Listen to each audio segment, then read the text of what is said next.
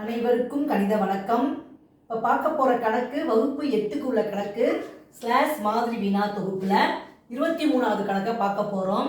ரூபாய் 6400ஐ ஸ்வேதா மற்றும் காவியா ஆகிய இருவரும் 3:5 என்ற விகிதத்தில் பிரித்து கொண்டனர் எனில் காவியாவிற்கு கிடைக்கும் தொகை எவ்வளவு அப்படின்னு சொல்லி கேட்டிருக்காங்க.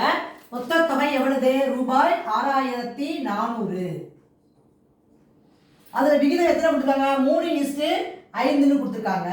அப்போ பங்கு மொத்தம்னு பார்க்குறப்ப மொத்த விகிதம் எவ்வளோ வரும்? 8. மொத்த பங்கு 8. மொத்த விகிதம் அப்படின்னு பார்த்தோம்னா 3 + 5 = 8ன்னு வந்துடும்.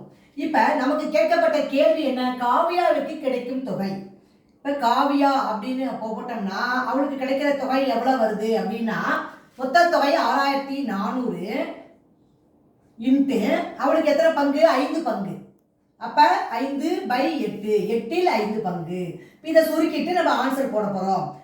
8 8 8 64 00.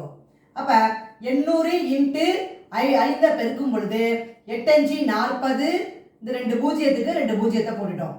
அப்போ வரக்கூடிய விடை ரூபாய் 4000. ஆன்சர் என்ன கிடைச்சிருக்கு? 4000. மொத்த பங்கு எவ்வளவு? அதில் எத்தனை தொகை எவ்வளவுன்னு கொடுத்துருக்காங்க.